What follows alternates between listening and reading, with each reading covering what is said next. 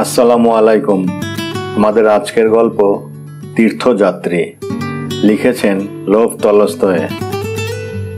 এফিম ও ELISA, দুই বৃদ্ধ কৃষক, একবার তীর্থ ভ্রমণ করতে মনস্থ করল। এফিমের আর্থিক অবস্থা খুব ভালো, এলিসার তত ভালো নয়। এফিম খুব গম্ভীর ও সবল পুরুষ। তার জীবনে সে কখনো মদ খায়নি, তামাক খায়নি, এমনকি এক টিপ নস্যি পর্যন্ত নেয়নি। খারাপ কথা সে কোনোদিন মুখেও আনেনি। তার পল্লীগ্রামে তার পদমর্যাদা অত্যন্ত বেশি। তার প্রকাণ্ড সংসার, দুইটি ছেলে আর বিবাহিত পৌত্র, সকলেই তার সঙ্গে থাকত। এফিম বৃদ্ধ হলেও তার স্বাস্থ্য খুব ভালো। তার দেহ অত্যন্ত সবল ও সুদীর্ঘ। 60 বছর পর্যন্ত তার চুলে পাক ধরেনি। এলিজার অবস্থা তত ভালো না হলেও সে গরিব নয়। সে পূর্বে সূত্রধরের কাজ করত। শেষে বৃদ্ধ হয়ে বাড়িতেই থাকত। তার এক ছেলে কাজের খোঁজে বের হয়েছিল, অন্যটি বাড়িতেই তার সঙ্গে থাকত। এলিসা খুব দয়ালু। সে সর্বদাই প্রফুল্ল থাকত।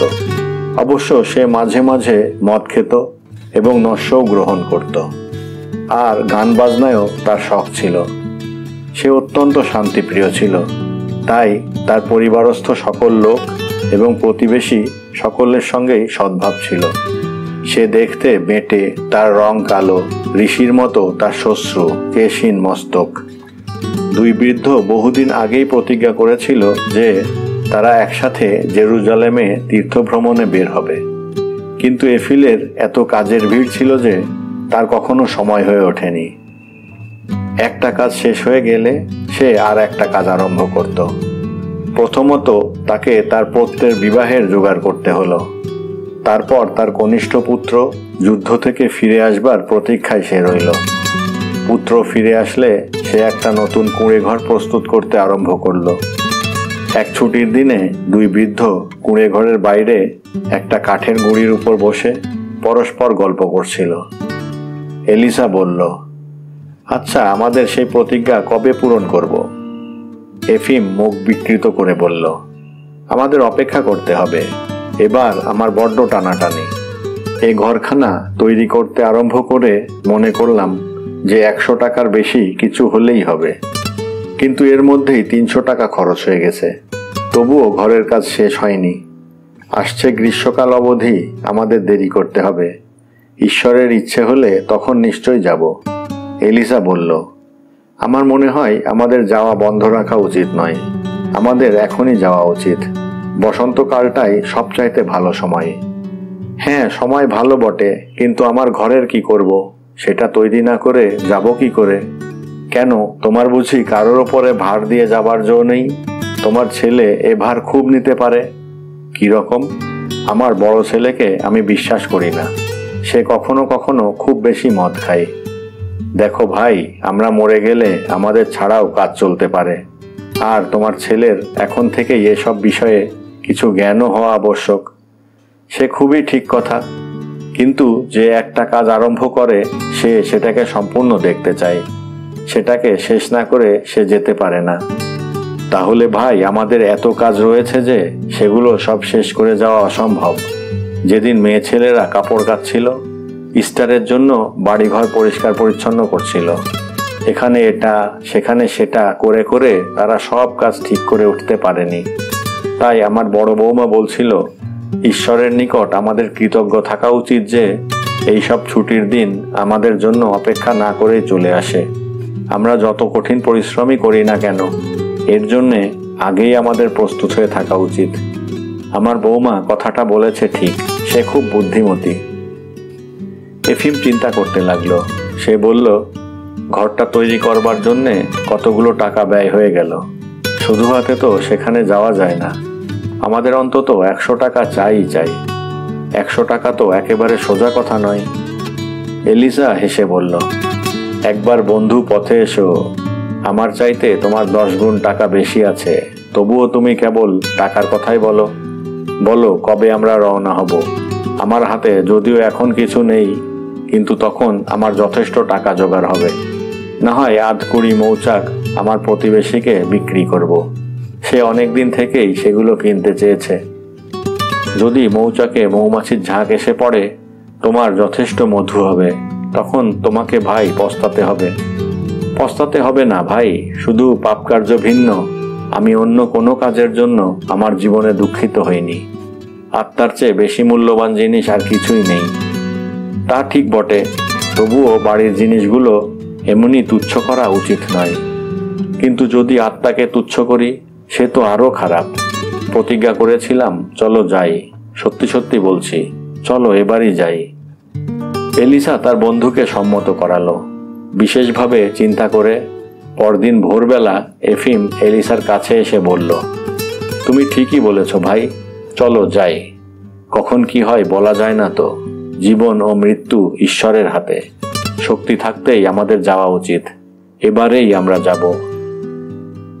এক সপ্তাহ পরে দুই বৃদ্ধ যাত্রা করার জন্য প্রস্তুত হলো।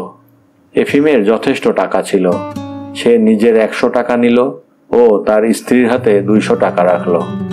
এলিসাও প্রস্তুত হলো। সে 10টা মৌমাছির চাক তার প্রতিবেশীকে বিক্রি করলো।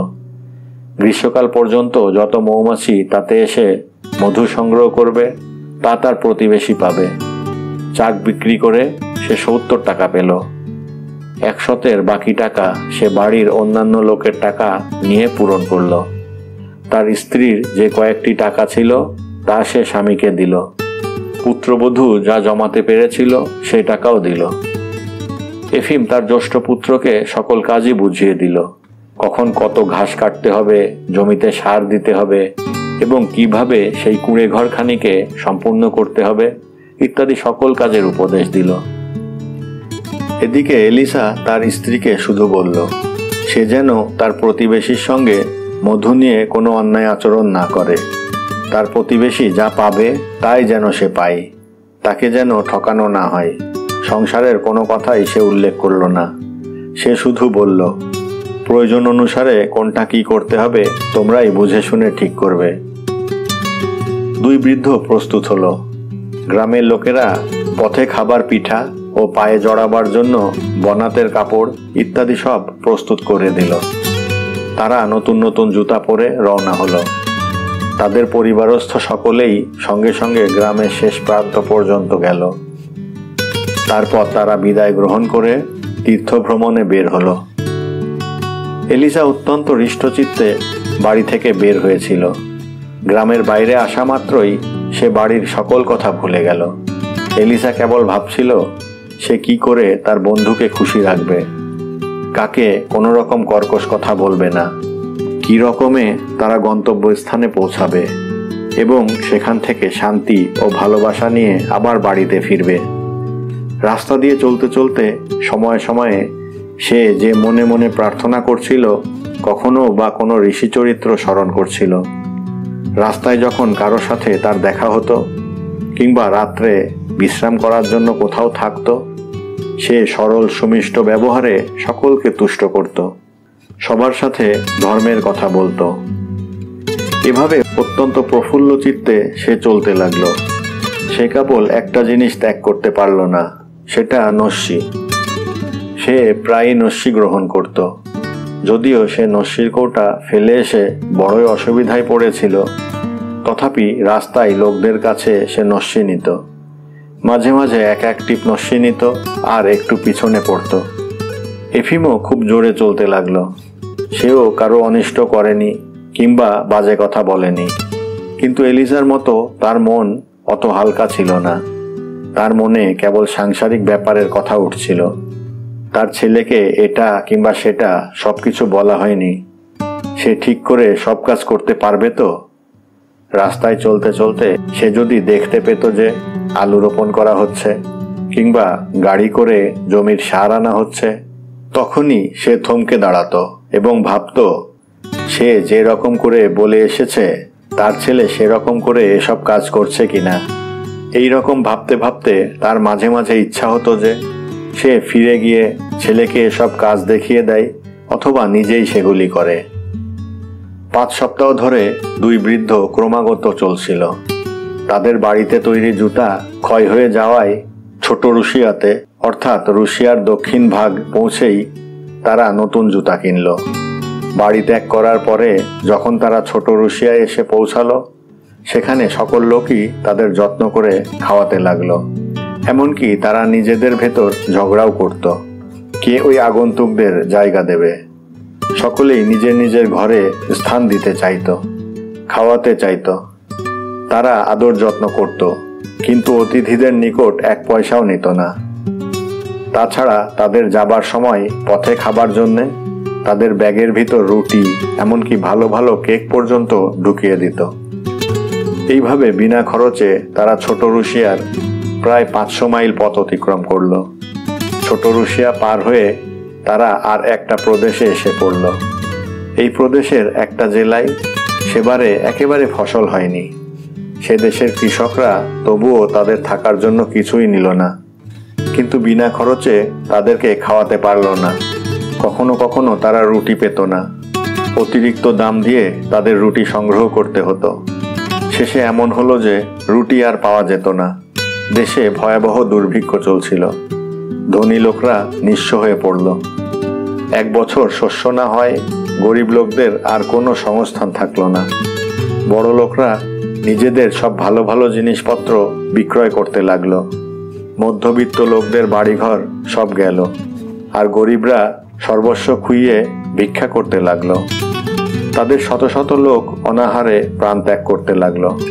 শীতকালে তুষ, ভুসি ইত্যাদি খেয়ে তারা ক্ষুধানিবৃত্তি করতে লাগলো। একদিন 2 বৃদ্ধ একটা ক্ষুদ্র গ্রামে রাত্রি যাপন করার জন্য রইল। তারা অতি কষ্টে 15 পাউন্ড দিয়ে রুটি কিনল। দিনের উত্তাপে পথ চলতে অত্যন্ত কষ্ট হবে জেনে ভোরেই তারা চলতে আরম্ভ করল। প্রায় 8 মাইল পথ চলার পর ছোট্ট একটা নদীর ধারে তারা বিশ্রাম করতে বসল। তারপর একটা পাত্রে পানি নিয়ে তাতে কতকটা রুটি ভিজিয়ে খেল। খাওয়ার পরে পায়ে জড়ানো বনাত খুলে ফেলে কিছুক্ষণ বিশ্রাম করতে লাগলো। এলিসা তার নস্যির কৌটা বের করল।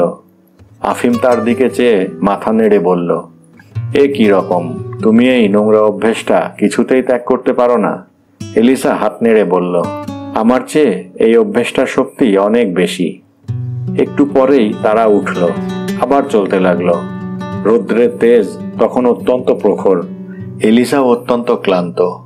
সে একটু বিশ্রাম করে পানি পান করতে চাইল, কিন্তু এফিম থামল না। শরীরের শক্তি এলিসার চেয়ে এফিমের বেশি ছিল, কাজেই সে বেশি চলতেও পারত। এফিমের সঙ্গে একত্রে চলা এলিসার পক্ষে অত্যন্ত কঠিন হয়ে দাঁড়ালো। এলিসা বলল, আমি যদি শুধু একটিবার পানি খেতে পেতুম। এফিম বলল, আচ্ছা তুমি পানি খাও, আমার দরকার নেই। এলিসা থামল, বলল, তুমি চলতে থাকো। ওই যে একটা কুঁড়ে ঘর দেখা যাচ্ছে, আমিও ওখানে এখনই ছুটে যাব। 1 মুহূর্তের ভিতরেই ফিরে এসে তোমাকে ধরবো এখন। আচ্ছা বেশ, বলে এফিম বড় রাস্তা ধরে চলতে লাগলো। এলিসা সেই কুটিরের দিকে গেল। কুটিরখানি খুব ছোট, মাটির তৈরি।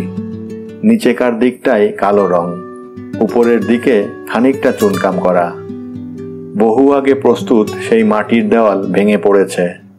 কতকাল আগে বিলাতি মাটির একটা পোঁচ দেওয়া হয়েছিল। একদিকের খানিকটা চাল উড়ে গিয়েছে। বাড়িটার সামনে একটা ছোট্ট উঠান, তার উপর দিয়ে ঘরে প্রবেশ করতে হয়।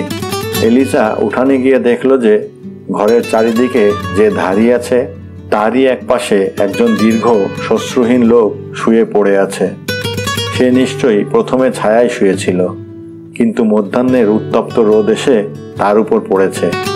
লোকটি ঘুমায়নি, জেগে থেকেও ঘুমন্তের মতোই সে পড়েছিল। এলিসা তাকে ডেকে একটু পানি চাইল, কিন্তু কোনো জবাব পেল না।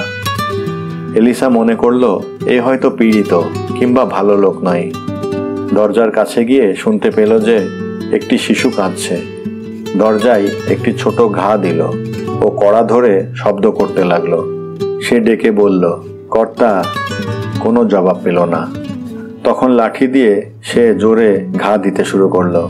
বলল, ওহে কে আছো? কিছুতেই কিছু হলো না। ওহে ঈশ্বরের সেবক, তবুও কোনো জবাব নেই। এলিসা ফিরে যাচ্ছিল। দরজার আড়াল থেকে একটি শিশুর করুণ আর্তনাদ শুনতে পেল। সে ভাবল, হায় হায়, নিশ্চয়ই এদের কোনো একটা দুর্ঘটনা ঘটেছে। আচ্ছা, একবার দেখে যাই। এলিসা সে কুটিরে প্রবেশ করল। দরজা চাবি বন্ধ ছিল না। এলিসা কড়াটা ঘুরিয়ে দরজা খুলল এবং বরাবর ভিতরে চলে গেল। ভিতরে ঘরের দরজা খোলা ছিল। ঘরের বাম দিকে একটা পাউরুটির চুল্লি, সামনে দেওয়ালের দিকে পিছন করে যীশুখ্রিস্টের একটি মূর্তি দাঁড় করানো ছিল এবং তার সামনে একটা টেবিল, টেবিলের পাশে একটা বেঞ্চি। একটি বৃদ্ধা স্ত্রীলোক তার উপর বসেছিল। তার খোলা মাথা টেবিলে ঠেকেছিল। বুড়ির পাশে এক অস্থি চর্মসার বিবর্ণ বালক। তার পেট অসুখে ভুগে ভুগে প্লীহাগ্রস্ত রোগীর মতো উঁচু হয়ে গিয়েছিল। স্ত্রীলোকটির কাপড় ধরে টানাটানি করে সে কিছু খাবার চাচ্ছিল আর অত্যন্ত কাঁদছিল। এমন সময় এলিসা ঘরে প্রবেশ করল। ঘরের হাওয়া যেমন দূষিত তেমনি দুর্গন্ধ। এলিসা চারিদিকে চেয়ে দেখল যে চুলার পিছন দিকে মেঝের উপর একজন স্ত্রীলোক পড়ে আছে। তার চোখ দুটি বন্ধ ছিল। গলায় ঘড় ঘড় শব্দ হচ্ছিল। সে পা দুইটা কখনো ছড়িয়ে দিচ্ছিল, কখনো গুটিয়ে বুকের কাছে আনছিল এবং যন্ত্রণায় এপাশ ওপাশ ছটফট করছিল। তার শরীর থেকে দুর্গন্ধ বের হচ্ছিল। সে একেবারে অসহায়, উঠবার শক্তি নাই। তার কাছ থেকে কিংবা দরকারের সময় কাছে এসে কিছু দেয় এমন কেউই ছিল না। এলিসা ঘরে ঢুকতেই বৃদ্ধ লোকটি মাথা তুলে তাকে দেখল এবং বলল, তুমি কি চাও? আমাদের কিছুই নেই, তুমি কি চাও? যদিও স্ত্রী লোকটি সেই প্রাদেশিক ভাষায় কথা বলছিল, তথাপি এলিসা তার সমস্ত কথা বুঝতে পারল। সে বলল, আমি ঈশ্বরের একজন সেবক, একটু পানি খাবার জন্য এসেছিলাম। আমাদের কেউ নেই, কেউ নেই, পানি আনবারও কিছুই নেই, কেই বা আনবে? তুমি এখন পথ দেখো। এলিসা জিজ্ঞেস করল, তাহলে তোমাদের মধ্যে কি এমন কেউ নেই যে এই স্ত্রীলোকটিকে সেবা শুশ্রূষা করবে? না, আমাদের কেউ নেই। বাইরে আমার ছেলে যায়, বাইরে আমার ছেলে যায়, আর আমাদেরও সময় ঘনিয়ে আসছে। নবাগত এলিসাকে দেখে বালকটি কান্না বন্ধ করেছিল, কিন্তু বৃদ্ধা যখন কথা বলতে আরম্ভ করল, বালকটি তার কাপড় ধরে আবার কেঁদে কেঁদে বলতে লাগলো, খাবার দাও ঠাকুরমা, খাবার। এলিসা বৃদ্ধাকে জিজ্ঞেস করতে যাবে, এমন সময় বাইরের লোকটা, সেই বৃদ্ধারই পুত্র, কুটিরের ভিতর টলতে টলতে এসেছিল। তার দেহ সম্পূর্ণ শক্তিহীন, একেবারে নিস্তেজ। উঠে আসবার শক্তি তার একেবারেই ছিল না। দেওয়াল ধরে ধরে কোনো রকমে সে আস্তে আস্তে আসছিল, কিন্তু যেমনি ভিতরে প্রবেশ করতে চেষ্টা করল, অমনি সে দরজার কাছে পড়ে গেল। সে আর উঠে আসবার চেষ্টা করতেও পারল না। সেখান থেকে অতি কষ্টে ভাঙা গলায় হাঁপাতে হাঁপাতে ধীরে ধীরে বলল, আমাদের সকলকেই ব্যারাম ও দুর্ভিক্ষে ধরেছে। ওই ছেলেটা না খেতে পেয়ে মারা যাচ্ছে। বালকটিকে আঙুল দিয়ে দেখিয়ে সে কাঁদতে লাগলো। এলিসা পিঠের বোঝা নামালো, তা বেঞ্চির উপর রেখে দড়ির বাঁধন খুলে ব্যাগের ভেতর থেকে একখানা রুটি বের করলো এবং এক খণ্ড কেটে সেই ছেলেটাকে দিল। সে নিল না। আঙুল দিয়ে ছোট ছেলেটি ও উনুনের পাশে একটি মেয়ে হামাগুড়ি দিচ্ছিল তাকে দেখিয়ে দিল, যেন বলল, ওদেরকে দাও। এলিসা ছেলেটির কাছে রুটির টুকরো ধরল। রুটির গন্ধ পেয়ে ছেলেটি হাত বাড়িয়ে দিল এবং ছোট দুই হাত ধরে তাতে এমনভাবে কামড় দিল যে তার নাক পর্যন্ত রুটিতে ঢাকা পড়ে গেল। ছোট্ট মেয়েটি উনুনের পিছন থেকে ছুটে এসে রুটির দিকে একদৃষ্টে চেয়ে রইল। এলিসা তাকেও এক টুকরো রুটি দিল।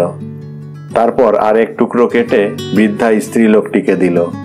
সেও অত্যন্ত ব্যগ্রভাবে চিবাতে আরম্ভ করল।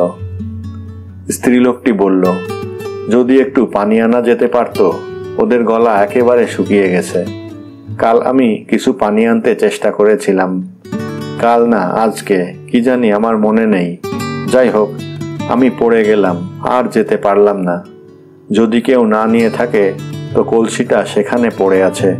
এলিসা জিজ্ঞাসা করল, কুয়া কোথায়? বৃদ্ধা তাকে বলে দিল। এলিসা বাইরে গিয়ে কলসিটা পেয়ে কিছু পানি এনে তাদের দিল। ছেলে মেয়ে দুটি ও সেই বৃদ্ধা পানি দিয়ে আরও কিছু রুটি খেল, কিন্তু সেই লোকটি খেল না। সে বলল, আমি খেতে পারবো না। এই সমস্ত সময় সেই যুবতীর কোনো চেতনা ছিল বলে মনে হয়নি। সে কেবল এপাশ ওপাশ ফিরে যন্ত্রণায় ছটফট করতে লাগলো।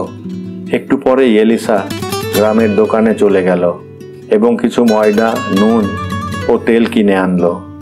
ফিরে এসে একখানা কুড়ালি বাড়ি থেকে খুঁজে নিয়ে কাঠ কেটে আগুন জ্বালল। তারপর কিছু ঝোল রেঁধে সেই ক্ষুধার্ত লোকদের ভোজন করালো। সেই লোকটি কিছু খেলো, আর সেই বৃদ্ধা লোকটিও কিছু খেলো। বালক ও বালিকাটি এমনভাবে খেলো যে তাদের পাতায় খাবারের চিহ্নমাত্র রইল না। চেটে চেটে একেবারে পাতা পরিষ্কার করে ফেলল। খাওয়া শেষ হলে বালক বালিকা দুটি জড়াজড়ি করে শুলো এবং ঘুমে অচেতন হয়ে পড়ল। তারপরে সেই বৃদ্ধা ও লোকটি তাদের বর্তমান দুরবস্থার কাহিনী এলিসার কাছে বলতে লাগলো। লোকটি বলল, আমরা পূর্বে এত গরিব ছিলাম না, কিন্তু গেলবার যখন মাঠে একেবারে শস্য পাওয়া গেল না, আমরা যা কিছু সংগ্রহ করতে পারলাম তাতে শরৎকাল কাটানোটাই আমাদের পক্ষে নিতান্ত কষ্টকর হয়ে দাঁড়ালো। শীতকাল যখন এলো তখন আমাদের আর কিছুই সংস্থান রইল না। আমরা তখন পাড়া প্রতিবেশী কিংবা যে কোনো লোকের কাছে ভিক্ষা করতে লাগলাম। প্রথম প্রথম ওরা আমাদের দিত, কিন্তু শেষে দেওয়া বন্ধ করলো। অনেকে দিতে চাইতো, দিয়ে সন্তুষ্ট হতো। দিতে পারলে তাদের মনে খুব একটা আনন্দ হতো বটে, কিন্তু তাদেরও কিছু ছিল না। তাদের অবস্থাও খারাপ হতে লাগলো। তাদের দেওয়ার আর কিছুই রইল না। কোনোদিনও ভিক্ষা করিনি। আমাদেরও শেষে ভিক্ষে করতে লজ্জা হতো। কেবল ধার করতে লাগলাম। টাকা পয়সা, গম, রুটি, কত কিছুই ধার করলাম। আমি কাজের খোঁজে বেরিয়ে গেলাম, কিন্তু কোথাও কাজ পেলাম না। কাজ পেলেও পাকা কাজ পাওয়া বড্ড শক্ত। সর্বত্রই সকলে নিজেদের রক্ষা করার জন্য ব্যগ্র। কোনোখানে সঠিক কাজের জোগাড় করতে পারলেও আবার অন্য চেষ্টায় থাকতে হয়। কেবল আমাকে নিয়ে থাকলেই তো চলবে না, বাড়িতে এদের সকলকেই খাওয়াতে হবে। এই বৃদ্ধা এবং মেয়েটিও শেষে অনেক দূরে দূরে ভিক্ষা করতে বেরোল। তারাও কিছু পেল না। রুটি অত্যন্ত দামি ও দুষ্প্রাপ্য হয়ে উঠল। তবুও কোনো রকমে খাদ্য সংগ্রহের চেষ্টা করে যাতে আগামী ফসলের সময় পর্যন্ত কাটাতে পারি তার চেষ্টা করতে লাগলাম। কিন্তু বসন্তকালে লোকের অবস্থা এমন হলো যে প্রাণ গেলেও তারা কিছুই দিত না। আমরাও শত চেষ্টা করেও কিছুই জোটাতে পারলাম না। শেষে আমাদের সকলেরই ব্যারাম হলো। হয়তো একদিন কিছু খেতে পেলাম, আবার দুদিন একেবারেই কিছু পেলাম না। পেটের জ্বালাই শেষে ঘাস খেতে লাগলাম। এইভাবে দিন কাটিয়ে কাটিয়ে শেষে জানি নে ঘাস কিংবা আরও কিছু খেয়ে আমার স্ত্রীর ব্যারাম হলো। সে আর দাঁড়াতে পারত না। আমারও কোনো শক্তি ছিল না। আর আমাদের এই অবস্থায় সাহায্য করবে এমন লোক বা এমন কোনো জিনিস আমাদের ছিল না। বৃদ্ধ স্ত্রীলোকটি বলল, আমি একা প্রাণপণ চেষ্টা করতে লাগলাম, কিন্তু দারিদ্র্যের সঙ্গে যুদ্ধ করে তাকে জয় করতে পারলাম না। খেতে না পেয়ে আমিও শেষে একেবারে দুর্বল ও নিস্তেজ হয়ে পড়লাম। মেয়েটাও একেবারে মরার মতো হয়ে পড়ায় তাকে পাড়ার লোকদের বাড়িতে যেতে বলতাম, কিন্তু সে যেতে পারত না। তার বড্ড ভয় হতো। ঘরের এক কোণে গিয়ে বসে থাকত। পরশু আমাদেরই এক প্রতিবেশিনী এসেছিল, কিন্তু আমরা খিদের ব্যারামে ছটফট করছি দেখে চলে গেল। তার স্বামীকে দূরে চলে যেতে হয়েছে।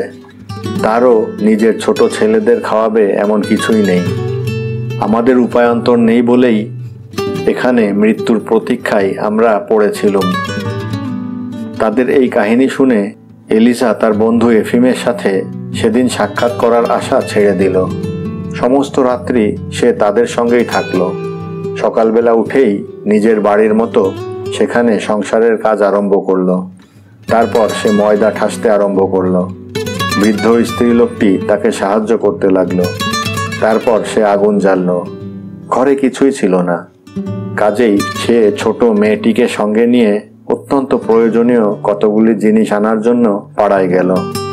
পেটের দায়ে তারা বাসনকোসন, কাপড় চোপড় এবং অন্যান্য সকল জিনিসই বিক্রয় করে দিয়েছিল। যা যা নিতান্ত দরকারি এলিসা সেইগুলি কিনে আনলো, আর কতগুলো সে নিজে তৈরি করলো। একদিন করে এলিসা 3 দিন থাকলো। ছোট ছেলেটি হামাগুড়ি দিয়ে তার কাছে আসতো। ছোট মেয়েটি 3 দিনেই বেশ সুস্থ হয়ে উঠেছে। সকল কাজে ছুটে গিয়ে তাকে সাহায্য করত, তার সঙ্গে সঙ্গেই থাকতো আর বাবা বলে ডাকত। বৃদ্ধা স্ত্রী লোকটিও পূর্বাপেক্ষা একটু সবল হয়ে উঠল।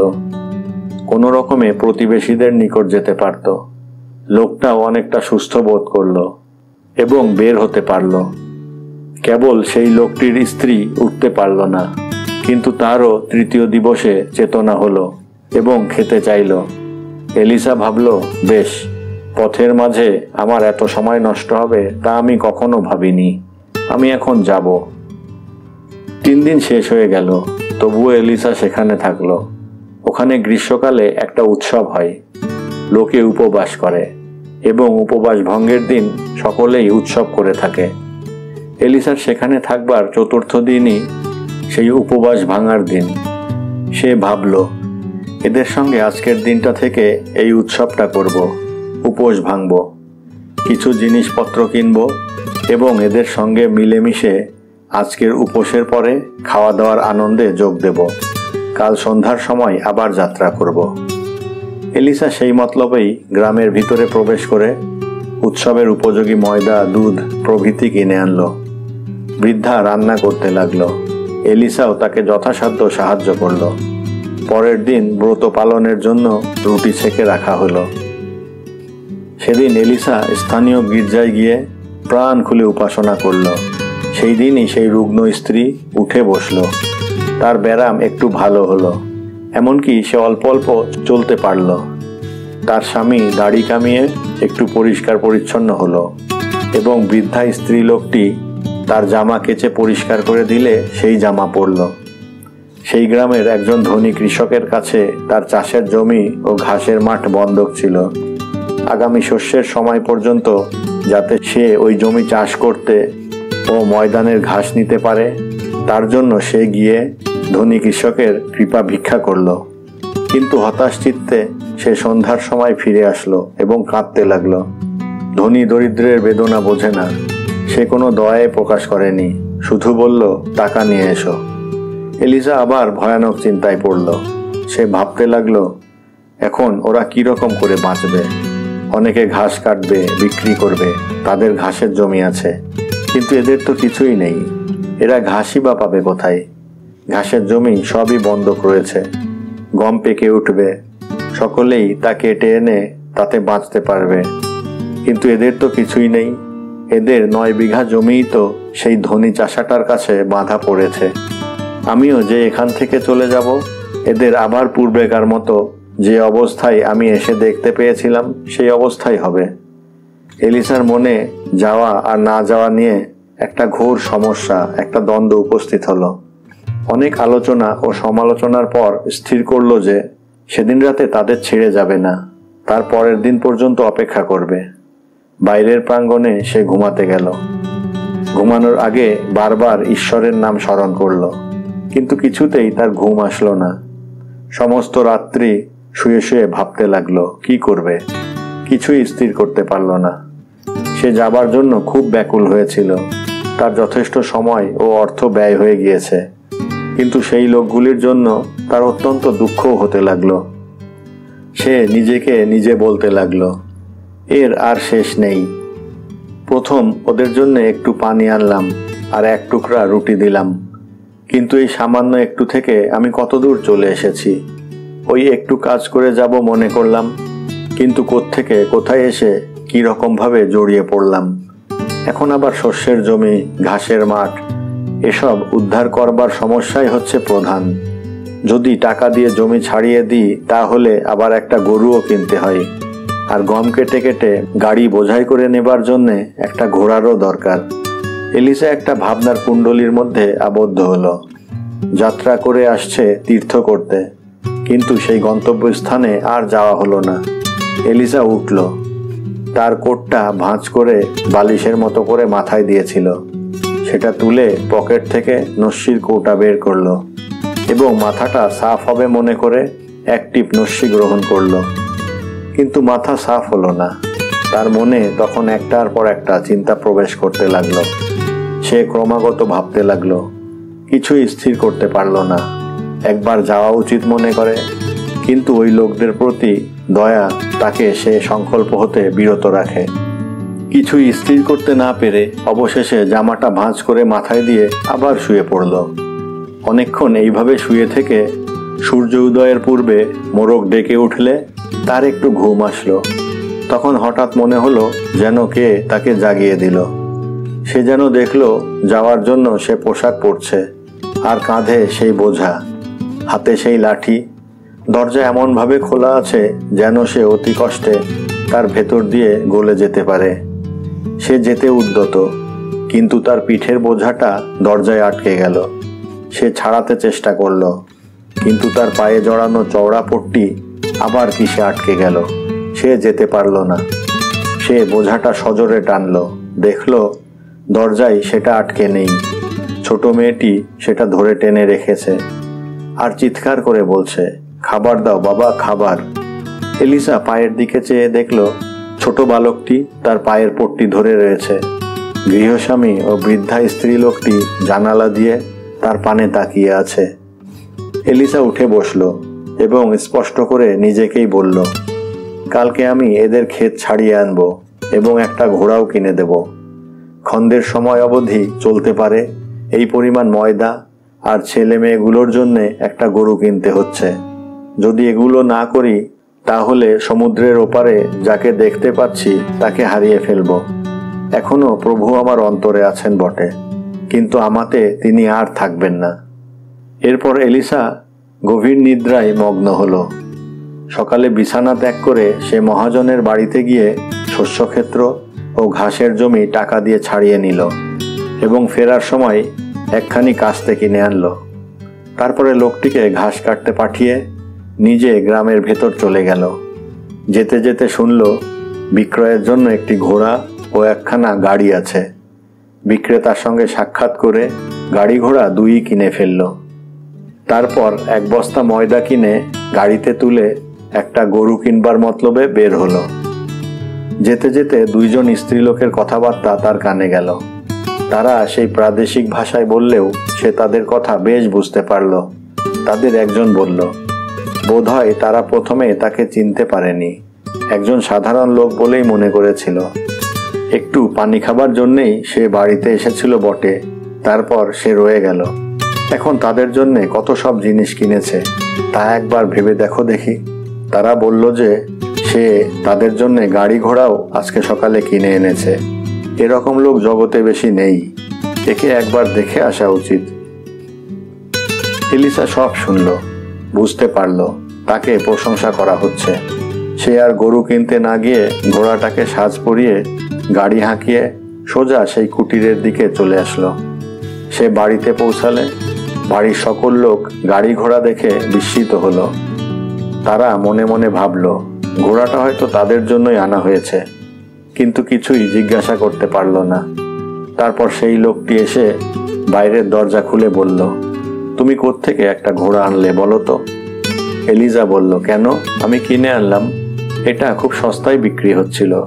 ঘোড়াটার রাতে খাবার জন্যে তুমি কিছু ঘাস কেটে এনে ডাবায় দাও, আর এই বস্তাটা নিয়ে যাও। লোকটি ঘোড়াটার পিঠে বস্তা দিয়ে খোলা বাড়িতে নিয়ে গেল, কিছু ঘাস কেটে ডাবায় রাখলো। এমনিভাবে দিনের কাজ শেষ হয়ে গেলে সকলে ঘুমিয়ে পড়ল। এলিজাও আর কোনো কথা না বলে বাইরে গেল এবং রাস্তার ধারে শুয়ে পড়ল। সেদিন সে ব্যাগ নিয়ে শুতে গিয়েছিল। রাত্রি শেষ হয়ে গিয়েছে, সকলেই ঘুমে অচেতন। এমন সময় এলিসা জেগে উঠে তার জিনিসপত্রাদি ব্যাগে পড়ল এবং জামা জুতা পরে এফিমের উদ্দেশ্যে বের হলো। উষার সোনালি আভা জগতে ছড়িয়ে পড়েছে। এলিসা 3 মাইলেরও অধিক পথ চলে এসেছে। একটা গাছের ছায়ায় বসে ব্যাগ খুলে টাকা গুনতে আরম্ভ করলো। দেখল যে মাত্র 20 টাকা অবশিষ্ট আছে।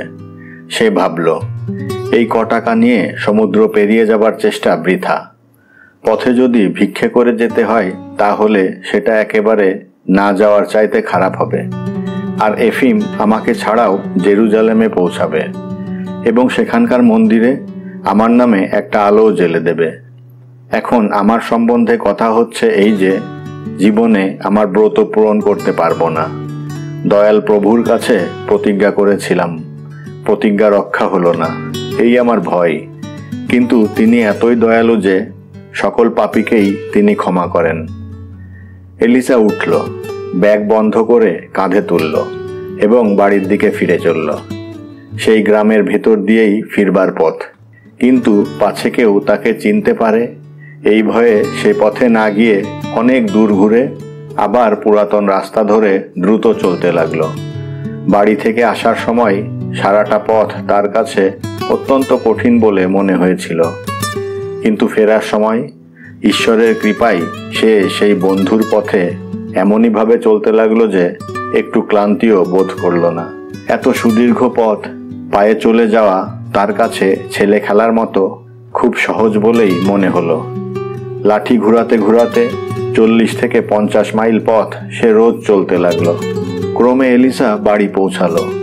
মাঠ থেকে তখন শস্য কেটে আনা হয়েছে। বাড়ির সকল লোকই তাকে দেখে অত্যন্ত আনন্দিত হলো এবং কি কি ঘটেছে জানতে সকলেই ব্যস্ত হলো। কেন এবং কি করে সে পেছনে পড়ে রইল, জেরুজালেমে না পৌঁছেই সে ফিরে আসলো কেন, এ সম্বন্ধে সে কাউকেও কিছু বলল না। সে শুধু বলল, ঈশ্বরের ইচ্ছে ছিল না যে আমি সেখানে পৌঁছই। পথে আমার সমস্ত টাকা হারিয়ে যাওয়ায় আমি আমার বন্ধুর পেছন ছাড়লাম। আমায় তোমরা ক্ষমা করো, ঈশ্বরের দোহাই আমাকে ক্ষমা করো, এর বেশি কিছু জানতে চেও না।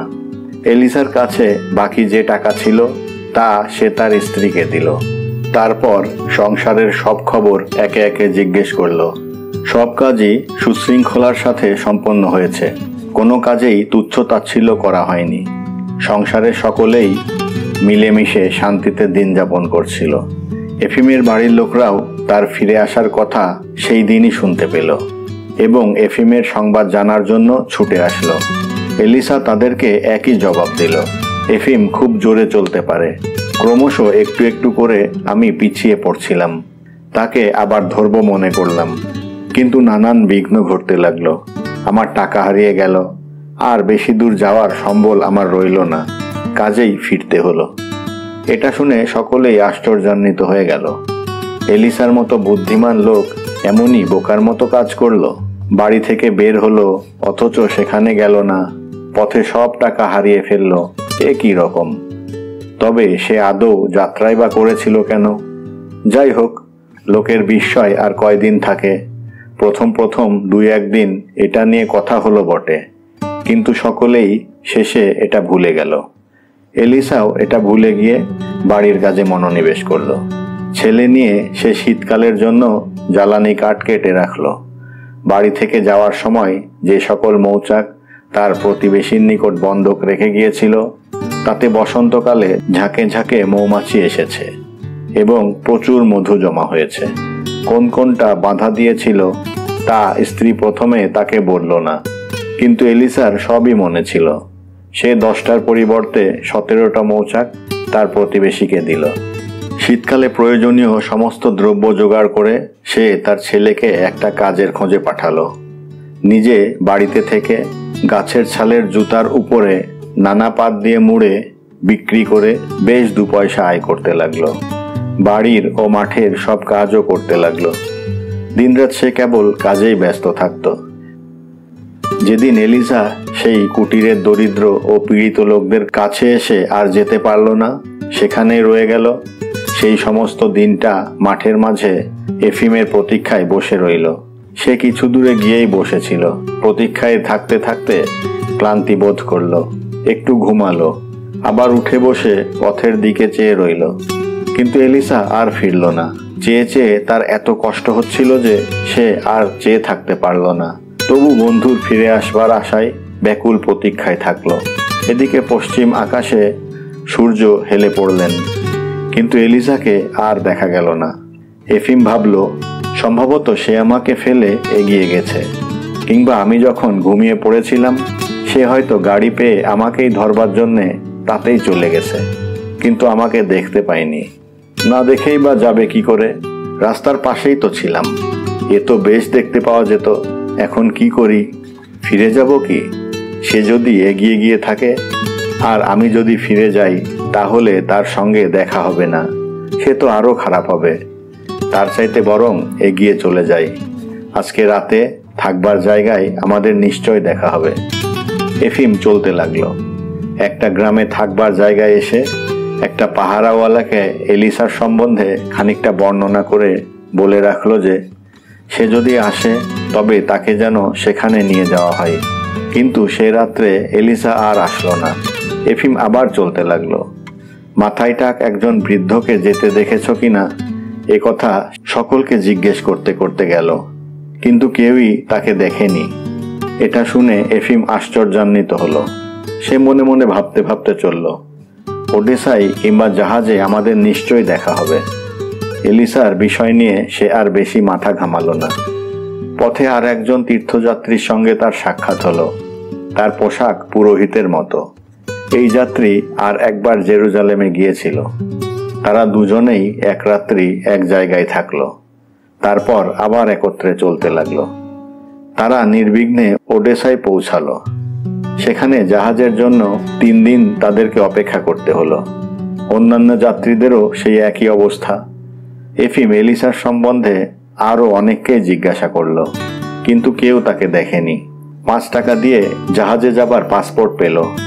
40 টাকা দিয়ে জেরুজালেমের একখানা রিটার্ন টিকিট কিনল এবং জাহাজে খাবার জন্য কিছু রুটি এবং মাছ কিনে নিল। এফিমের সহযাত্রীটি বলতে লাগলো, ইচ্ছে করলে সে কি করে টিকিট না কিনেও জাহাজে উঠতে পারত, কিন্তু এফিম তার কোনো কথাতেই কর্ণপাত করল না। শেষে সেই যাত্রীটি বলল, না, টিকিট কেনার জন্যই আমি প্রস্তুত হয়ে এসেছিলাম, টিকিটের দাম দেব বই কি। জাহাজে মাল বোঝাই হলো। যাত্রীরা সকলে জাহাজে উঠল।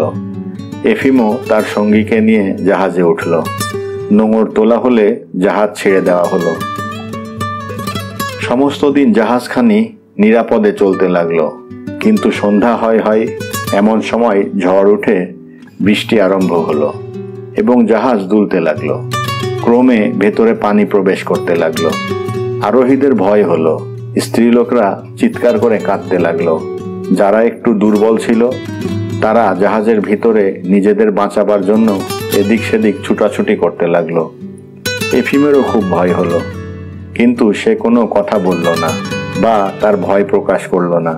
ডেকের ওপর এসে সে প্রথমে যে স্থানে বসেছিল সেইখানেই স্থির হয়ে বসে রইল। সেখানে আরো কতকগুলি বৃদ্ধ লোক ছিল। তারা নিজেদের মালপত্র ধরে সেই রাত ও পরের দিন সমস্ত সময় চুপ করে বসে রইল। তৃতীয় দিন বাতাসের বেগ কমে গেল। সমুদ্র শান্ত হলো। জাহাজ কনস্টান্টিনোপলে এসে পৌঁছল।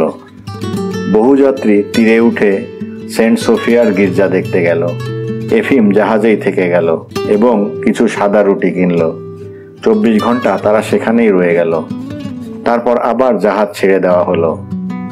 কয়েকদিন পরে তারা স্মার্নায় আসলো, পরে আলেকজান্দ্রিয়ায় এবং শেষে তারা নিরাপদে জাফায় এসে উপস্থিত হলো। এখানে সকল যাত্রীকে নামতে হলো। এখান থেকে জেরুজালেম প্রায় 40 মাইলেরও বেশি দূরে। এই দীর্ঘ পথ যাত্রীদেরকে চলে যেতে হতো। নামার সময় তাদের আবার বিশেষ ভয়ের কারণ হলো।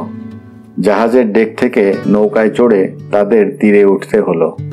সমুদ্রের প্রকাণ্ড প্রকাণ্ড ঢেউয়ের আঘাতে নৌকাগুলো এত দুলতে লাগলো যে সহজেই তারা পানিতে পড়ে যেতে পারত। নৌকা নামিয়ে দেওয়ার সময় দুজন পানিতে পড়ে গেল। যা হোক, শেষে তারা নিরাপদে তীরে উঠল। যাত্রীরা সকলে চলতে আরম্ভ করল এবং তৃতীয় দিনে বেলা 2 প্রহরে জেরুজালেমে পৌঁছালো।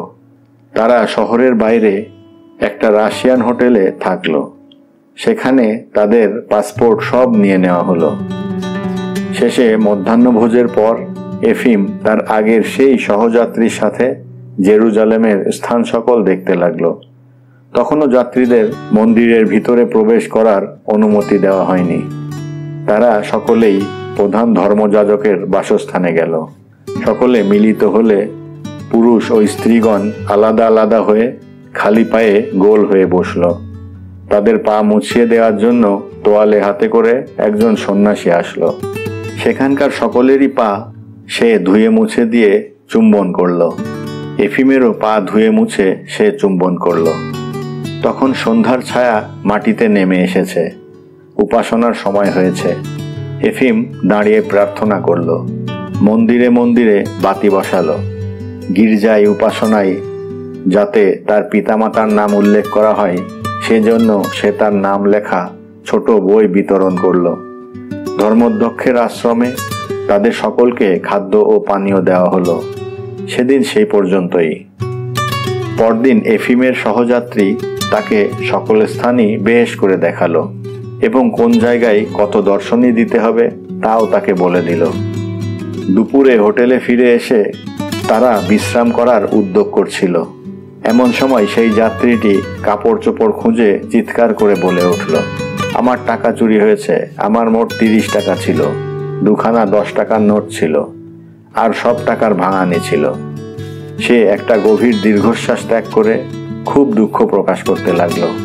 কিন্তু দুঃখ করাই কিছুই হবে না জেনে এবং আর কোনো উপায় ছিল না বলে সে শুয়ে পড়ল।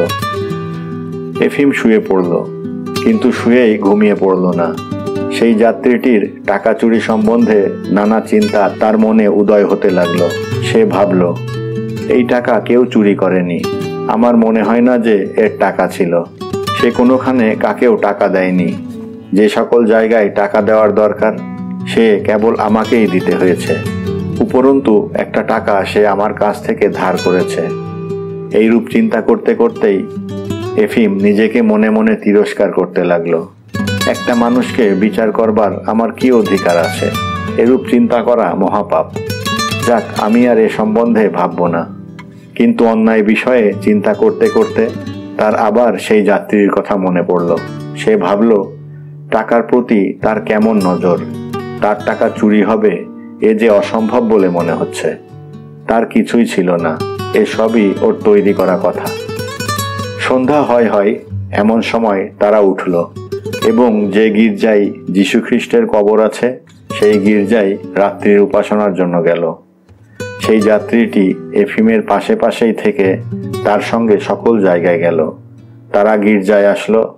সেখানে বহু যাত্রী জড়ো হয়েছিল, নানা জাতির ও নানা দেশের যাত্রী। তাদের মধ্যে কতক রুশ দেশ থেকে এসেছে, আর কতক আর্মেনিয়ান, গ্রিক, সিরিয়ান, তুর্কি প্রভৃতি। যাত্রীদের ভিড়ের ভেতরে ঢুকে এফিমও গির্জার ফটকে প্রবেশ করল। যেখানে ক্রুশ থেকে যীশুখ্রিস্টকে নামিয়ে তেল মাখানো হয়েছিল সেখানে একজন সন্ন্যাসী পাদ্রী তাদেরকে নিয়ে গেল। সেখানে 9টা পিলসুজের ওপরে আলো জ্বলছিল। সন্ন্যাসী সে সকল দেখালো এবং সকল ঘটনা বুঝিয়ে দিল। এফিম সেখানে একটি আলো দিল। যেখানে ক্রস দাঁড় করানো ছিল এফিমকে সেখানে নিয়ে যাওয়া হলো। এফিম সেই ক্রসের সম্মুখে দাঁড়িয়ে প্রার্থনা করল। তারপরে যেখানে যীশুখ্রিস্টের হাত পা ক্রসে বিদ্ধ করা হয়, অ্যাডামের কবর, যেখানে খ্রিস্টের রক্ত ফোঁটা ফোঁটা করে অ্যাডামের হাড়ের উপর পড়েছিল, যে পাথরের উপর কাঁটার মুকুট পরে খ্রিস্ট বসেছিলেন, তারপর যে যে থামের সঙ্গে বেঁধে যিশুকে চাবুক মারা হয়েছিল, সে সকলই একে একে সেই সন্ন্যাসী এফিমকে দেখালো। তিনি এফিমকে আরো অনেক দৃশ্য দেখাতে যাচ্ছিলেন। এমন সময় সেই ভিড়ের মধ্যে একটা ভয়ানক গোলমাল আরম্ভ হলো। এ পর্যন্ত যিশুর সমাধির স্থানে যাত্রীরা যেতে পারেনি। এখন তাদেরকে সেখানে যেতে দেওয়া হলো। ল্যাটিন ভাষায় প্রার্থনা শেষ হলে রুশিয়ার ভাষায় প্রার্থনা আরম্ভ হলো। সেই ভিড়ের সঙ্গে এফিমও সমাধি স্থানে চলল। সেই যাত্রীটির সঙ্গ ত্যাগ করতে এফিম চেষ্টা করল। তার উপর এফিমের একটা ভয়ানক সন্দেহ মনে যাচ্ছিল, কিন্তু সে কিছুতেই সঙ্গ ছাড়ল না। তারা দুজনেই সেই প্রার্থনার জায়গায় গেল। তারা সামনে যেতে চেষ্টা করল, কিন্তু একটু দেরি হওয়াতে যেতে পারল না। সেখানে এমন ভিড় যে সামনে কিংবা পিছনের দিকে একটুও নড়াচড়া অসম্ভব। এফিম সামনের দিকে তাকিয়ে প্রার্থনা করতে লাগলো, আর মাঝে মাঝে তার টাকা আছে কিনা হাত দিয়ে দেখতে লাগলো। তার তখন দুই দিকে মন, একবার প্রার্থনার দিকে আর একবার টাকার দিকে। গির্জার ভিতরে মহাত্মা যীশুখ্রিস্টের সমাধির কাছে দাঁড়িয়ে যাজকদল প্রার্থনা করছিলেন। এফিম এক দৃষ্টে সেদিকে তাকিয়ে রইল। সেখানে 36টি আলো জ্বলছিল।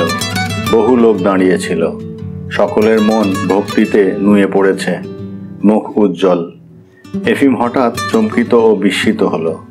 প্রজ্বলিত পবিত্র আলোকমালার ঠিক নিচে সকলের সামনে সাদা জামা পরা একজন বৃদ্ধকে আফিম দেখতে পেল। তার টাক পড়া চকচকে মাথাটা ঠিক এলিসার মতো। এফিম ভাবল, এ ঠিক এলিসার মতো, কিন্তু এলিসা হতেই পারে না। সে আমার আগে যেতে পারেনি। আমরা যে জাহাজে এসেছি তার 1 সপ্তাহ আগে আর একখানা জাহাজ এসেছে। আগে এলেও সে সেই জাহাজ ধরতে পারেনি, আর আমাদের জাহাজে তো আসেইনি। আমি তো জাহাজের সকল যাত্রীকেই দেখেছি। এফিম এই রকম চিন্তা করতে করতে দেখল সেই বৃদ্ধ প্রার্থনা আরম্ভ করেছে। সে 3 বার নুইল। প্রথমে ঈশ্বরকে প্রণাম করল, তারপর দক্ষিণে ও বামে যাত্রীদের দিকে ফিরে একবার প্রণাম করল। সে যখন ডান দিকে ফিরল, এফিম তাকে চিনতে পারল। সেই কালো কালো দাড়ি, গালের উপর কিছু কিছু পড়েছে, ঠিক সেই ভ্রু, সেই চোখ, সেই নাক, মুখের হাবভাব ঠিক সেই। হ্যাঁ, এলিসাই বটে। তার বন্ধুকে আবার দেখতে পেয়ে এফিম অত্যন্ত আনন্দিত হলো। সে বিস্মিত হলো, এলিসা কি করে তার আগে সেখানে আসলো। সে ভাবল, এলিসা বেশ করেছে। সে কি রকম এগিয়ে এসেছে। হয়তো তার সঙ্গে অন্য কোনো লোকের সাক্ষাৎ হয়ে থাকবে। সে ওকে পথ দেখিয়ে নিয়ে এসেছে। যা হোক, বেরিয়ে এলে এলিসাকে ধরবো এখন। ওকে পেলেই আমি এই যাত্রীটির সঙ্গ ছাড়তে পারি। এর হাত থেকে রক্ষা পাওয়া যায়। এলিসার সঙ্গেই থাকবো। কি করে অত সামনে ওখানে যাওয়া যায়, সম্ভবত সে আমাকে দেখিয়েও দিতে পারবে। এফিম তাকিয়ে থাকলো, যেন সে এলিসাকে সেই ভিড়ের ভিতরে না হারিয়ে ফেলে। উপাসনা শেষ হলো। সম্মিলিত লোকদের মধ্যে একটা ধাক্কাধাক্কি, ঠেলাঠেলি আরম্ভ হলো। সকলেই গিয়ে প্রভুর সমাধি চুম্বন করতে লাগলো। ধাক্কা খেয়ে এফিম পড়ে গেল। তার আবার ভয় হলো, পাছে কেউ তার টাকা চুরি করে। টাকার থলিটি হাত দিয়ে চেপে ধরে ঠেলাঠেলি করে কোনো রকমে সে বের হয়ে আসার জন্য ব্যস্ত হলো। বাইরে এসে সে এদিকে সেদিকে আবার গির্জার ভিতরে অনেকক্ষণ ধরে খোঁজ করল। গির্জার ঘরগুলিতে বহু লোক, কেউ আহার করছে, কেউ বা সুরাপান করছে, কতকগুলি ঘুমে অচেতন হয়ে পড়ে আছে, আবার কেউ বা পাঠে নিরত। এলিসাকে কোনোখানে সে খুঁজে পেল না। বন্ধুকে না দেখতে পেয়ে ভাঙা মনে আবার হোটেলে ফিরে গেল। সেই রাতে সেই যাত্রীটি ফিরে আসলো না। এফিমের টাকাটি সে পরিশোধ করে গেল না। সেই রাতে এফিম একলা থাকলো। পরের দিন সে আবার গির্জায় গেল। তার সঙ্গে একজন বৃদ্ধ লোক ছিল। এর সঙ্গে তার জাহাজে আলাপ হয়েছিল। সে সেদিনও সামনে যেতে চেষ্টা করল, কিন্তু ভিড়ের জন্য যেতে পারল না, পিছনে পড়ে রইল। কাজেই একটা থামের পাশে দাঁড়িয়ে সে প্রার্থনা করতে লাগলো। সকলের সামনে আলোগুলির নিচে প্রভুর সমাধির স্থানে অত্যন্ত নিকটে সে এলিসাকে দাঁড়িয়ে থাকতে দেখল। বেদির উপর ধর্মযাজকের মতো তার 2 বাহু বিস্তৃত। তার চুলহীন মস্তক অত্যন্ত উজ্জ্বল। এফিম ভাবল, আচ্ছা, এবারে আর এলিসাকে হারাবো না, এবার তাকে ঠিক ধরব। ভিড়ের ভিতরে ঠেলাঠেলি করে সে সামনের দিকে অগ্রসর হলো, কিন্তু সেখানে পৌঁছে আর এলিসাকে দেখতে পেল না। এলিসা চলে গিয়েছে। তৃতীয় দিনও আবার গির্জার ভিতরে তাকিয়ে দেখল যে সেই পবিত্রতম স্থানে সকলের সামনে বাহু বিস্তার করে এলিসা দাঁড়িয়ে। সে ঊর্ধ্ব নেত্রে যেন সব কিছু দেখছিল। তার কেশহীন মস্তকে একটা দীপ্তি। এফিম ভাবল, আচ্ছা, এবারে আর ফসকে যেতে পারছে না। আমি দরজায় গিয়ে দাঁড়িয়ে থাকবো এখন। বেরিয়ে যাওয়ার সময় দেখা হবেই হবে। এফিম বের হয়ে গিয়ে দাঁড়িয়ে রইল। দেখতে দেখতে বেলা বাড়তে লাগলো। দুপুর হয়ে গেল। একে একে সকলেই বের হয়ে গেল, কিন্তু এলিসা আর আসলো না। এফিম 6 সপ্তাহ জেরুজালেমে থাকলো এবং সকল পবিত্র স্থান দেখল। বেথেলহাম, বেথানিতে গেল, জর্দান নদী দর্শন করল। নিজের সমাধির জন্য একটা নতুন জামা কিনে সে গির্জায় গিয়ে ছাপ মেরে আনলো। জর্দান নদী হতে 1 বোতল পবিত্র পানি এবং খানিকটা পবিত্র মাটি নিল। গির্জায় যে বাতি পোড়ানো হয় তার কতকগুলি সে কিনল। 8 জায়গায় সে তার নাম লিখে রাখল। কেবল বাড়ি যাওয়ার খরচ ভিন্ন, তার সব টাকাই খরচ হয়ে গেল। সে বাড়ি যাত্রা করল, জাফা পর্যন্ত গিয়ে জাহাজে উঠল, সেখান থেকে ওডেসায় গিয়ে নামলো এবং সেখান থেকে বাড়ির দিকে চলতে লাগলো। যে পথে এসেছিল সে পথ ধরেই এফিম চলতে লাগলো। যতই সে বাড়ির কাছাকাছি যেতে লাগলো ততই বাড়ির কাজকর্ম কি রকম চলছে এই চিন্তা প্রধান হলো। সে ভাবল, একটা বাড়ি প্রস্তুত করতে একটা লোকের জীবনব্যাপী সময়ের দরকার, কিন্তু সেটাকে নষ্ট করতে বেশি সময় লাগে না। সেই কুঁড়ে ঘরখানি ভালো করে তৈরি হয়েছে কিনা, গরু বাছুর প্রভৃতি শীতকালে কিভাবে ছিল, বাড়ির লোকেরা বসন্তকালটা কি রকম কাটাচ্ছিল, তাকে ছাড়া তার ছেলে সংসারের সকল কাজের কি রকম বন্দোবস্ত করেছিল, এই সব ভাবতে ভাবতে সে চলতে লাগলো। যেখানে এলিসার সঙ্গে সে পৃথক হয়ে পড়েছিল তার অনেকটা নিকটে আসলো। সেখানকার লোকদের দেখে এফিম বিশ্বাস করতে পারল না যে তারা সেই গত বছরের লোক। তারা তখন দুর্ভিক্ষ ও মহামারীতে একেবারে ধ্বংস হতে বসেছিল, অনাহারে শত শত লোক মরেছিল। কিন্তু এবারে একেবারে বিপরীত। ঈশ্বরের অনুগ্রহে তারা এবার সুখ স্বাচ্ছন্দ্যে বাস করছে। জমিতে প্রচুর ফসল হয়েছে, তাদের দুর্দশা ঘুচে গিয়েছে, দুর্ভিক্ষের কথা তারা ভুলে গিয়েছে। সকলেই তখন শান্তি উপভোগ করছে, সুস্থ ও সবল হয়ে উঠেছে। একদিন সন্ধ্যা হয় এমন সময় যেখান থেকে এলিসা তার পেছনে পড়েছিল ঠিক সেখানে এসে এফিম উপস্থিত হলো। সে যেমনি গ্রামের ভিতরে প্রবেশ করতে যাচ্ছিল অমনি একটা ছোট মেয়ে একটা কুটির থেকে ছুটে এসে বলল, বাবা বাবা, আমাদের বাড়ি এসো। এফিম মনে করলো যে সে থামবে না, বরাবর চলে যাবে, কিন্তু ছোট মেয়েটি তাকে ছাড়ল না। তার কোট ধরে হাসতে হাসতে কুটিরের দিকে তাকে টানতে লাগলো। কুটিরের ভিতর একজন স্ত্রীলোক, তার কোলে একটি ছোট ছেলে। সেও বাইরে এসে বলল, ভিতরে এসো ঠাকুরদা, আজকে রাতে এখানে খাওয়া দাওয়া সেরে আমাদের সঙ্গেই থাকো। এফিম ভিতরে প্রবেশ করল। সে মনে করল, এখানে এলিসার খোঁজ খবর নিতে পারবো। আমার মনে হচ্ছে ঠিক এই বাড়িতেই সে পানি খেতে এসেছিল। সেই স্ত্রীলোকটি এসে ব্যাগটা তার হাত থেকে নিয়ে গেল, তার মুখ ধোয়ার জন্য পানি দিল। তারপর তাকে টেবিলের কাছে বসিয়ে দুধ, ছানার পিঠা এবং স্যুপ প্রভৃতি টেবিলে সাজিয়ে খেতে বলল। এফিম তাকে ধন্যবাদ দিল এবং তীর্থযাত্রীর প্রতি এত দয়া প্রকাশ করার জন্য তার যথেষ্ট প্রশংসা করল। স্ত্রীলোকটি মাথা নিচু করল। স্ত্রীলোকটি বলল, তীর্থযাত্রীর প্রতি আদর যত্ন দেখাবার আমাদের যথেষ্ট কারণ রয়েছে। একজন তীর্থযাত্রী আমাদের দেখিয়েছেন জীবনটি কি। তিনিই তো আমাদের জীবন দান করেছেন। আমরা ঈশ্বরকে ভুলে গিয়েছিলাম এবং ঈশ্বর আমাদের এমন শাস্তি দিয়েছিলেন যে আমরা প্রায় মরমর হয়ে পড়েছিলাম। গেল বছর গ্রীষ্মকালে আমরা এমন অবস্থায় পড়লাম যে আমাদের সকলেরই ব্যারাম হলো, আর তার উপরে আমাদের খাবারও একেবারেই ছিল না। আমরা মরে যেতাম, কিন্তু আমাদের রক্ষা করার জন্য ঈশ্বর একজন বুড়ো মানুষকে পাঠিয়েছিলেন, ঠিক আপনারই মতো বুড়ো। তিনি একদিন একটু পানি খাবার জন্য এসেছিলেন। এসে আমাদের অবস্থা দেখলেন। আমাদের প্রতি তার খুব দয়া হলো। তিনি আমাদের সঙ্গেই রয়ে গেলেন। তিনি আমাদের আহার ও পানীয় দিলেন, আর সেবা শুশ্রূষায় চলবার শক্তি এনে দিলেন। আমাদের সমস্ত জমি টাকা দিয়ে ছাড়িয়ে আনলেন এবং একটা গাড়ি ও ঘোড়া কিনে আমাদের দিয়ে গেলেন। এমন সময় সেই বৃদ্ধা স্ত্রীলোকটি কুটিরে প্রবেশ করল এবং যুবতী স্ত্রীলোকটির কথায় বাধা দিয়ে নিজে বলতে লাগলো, জানি নে তিনি ভালো মানুষ কি ঈশ্বরের দূত। তিনি আমাদের সকলকেই ভালোবাসতেন। সকলের উপরেই তার কৃপা দৃষ্টি ছিল।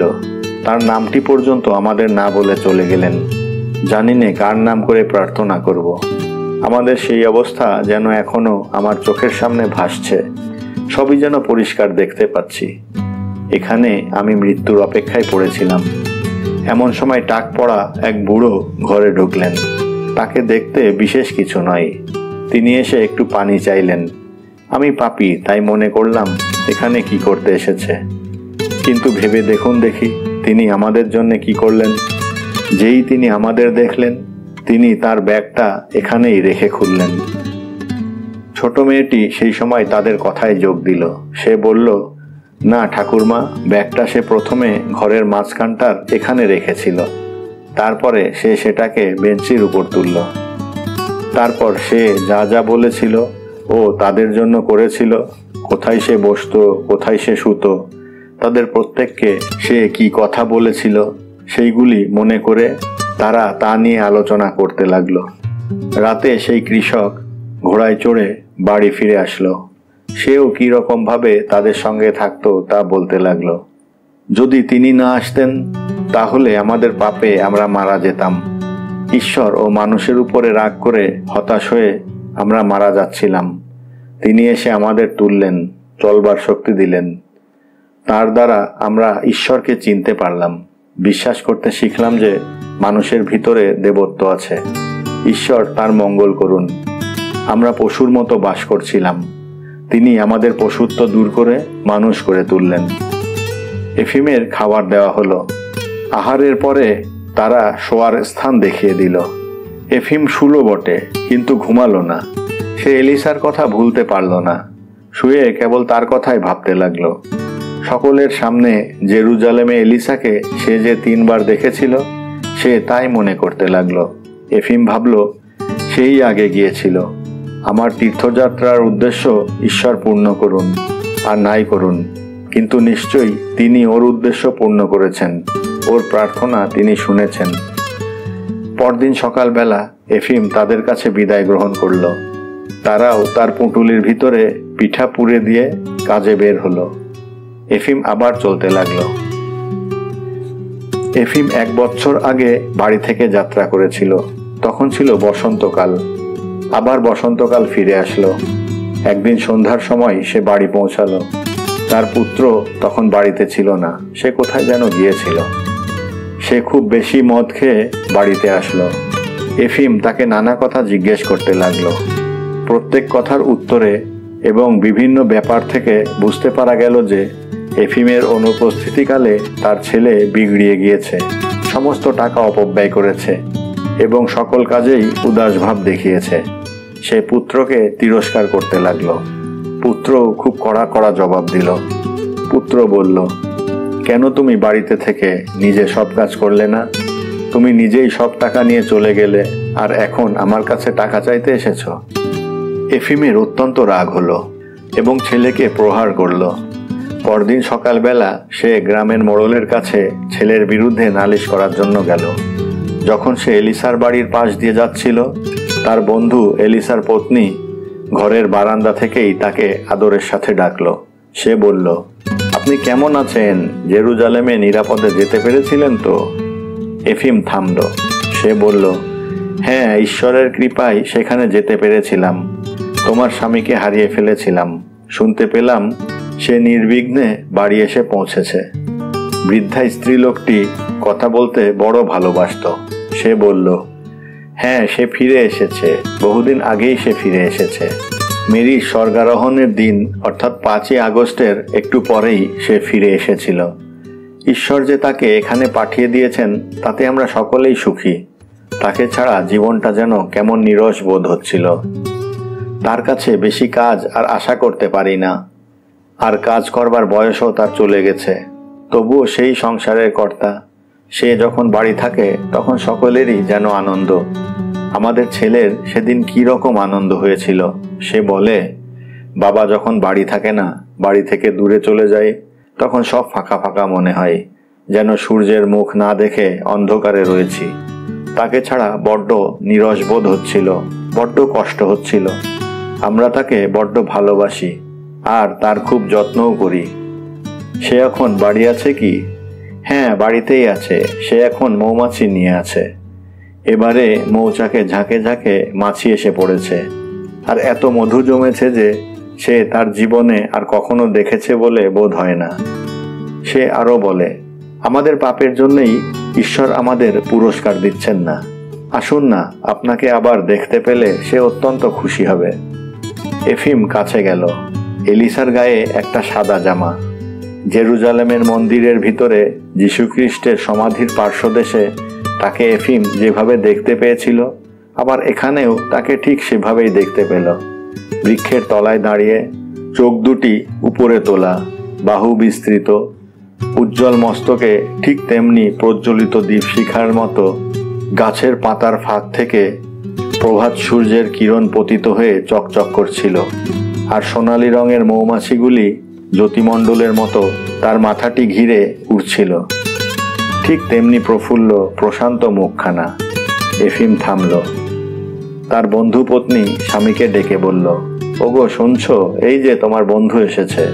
এলিসা চারিদিকে হাসি মুখে তাকালো। তারপর দাড়ি হতে মৌমাছি ছাড়াতে ছাড়াতে এফিমের দিকে এসে বলল, নমস্কার বন্ধু, নমস্কার। তুমি সেখানে নির্বিঘ্নে যেতে পেরেছিলে কি? হ্যাঁ, আমার শরীরটা সেখানে গিয়েছিল বটে। আমি তোমার জন্য জর্ডন নদী থেকে খানিকটা পবিত্র পানি নিয়ে এসেছি।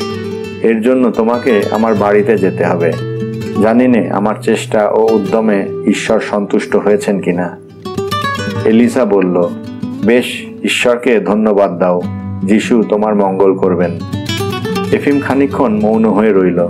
তারপর বলল, আমার পা দেহটাকে চালিয়ে নিয়ে গিয়েছিল, কিন্তু আমার আত্মা সেখানে গেছে কিনা জানি না। আর একজনের সত্যিই সেখানে গেছে।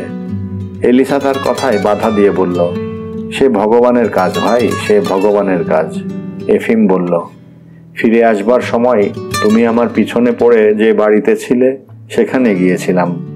এলিসার ভয় হলো এবং তাড়াতাড়ি বলল, ভগবানের কাজ ভাই, ভগবানের কাজ। এসো, তুমি ঘরের ভেতরে এসো, তোমাকে খানিকটা মধু দেবক্ষণ। এলিসা সেই কথাবার্তা চাপা দেবার জন্য সাংসারিক কথা আরম্ভ করল। এফিম দীর্ঘ নিঃশ্বাস ত্যাগ করল। সেই কুটিরের লোকদের কাছে কি শুনেছে কিংবা কিভাবে জেরুজালেমে তাকে দেখেছে তা সে এলিসার কাছে আর প্রকাশ করল না। সে বুঝল যে তীর্থ ভ্রমণ করলেই ঈশ্বরের পূজা হয় না। তার ইচ্ছা পূর্ণ করা ও তাকে সন্তুষ্ট করার শ্রেষ্ঠ পন্থা আজীবন পরের জন্য স্বার্থের বলিদান। ধন্যবাদ।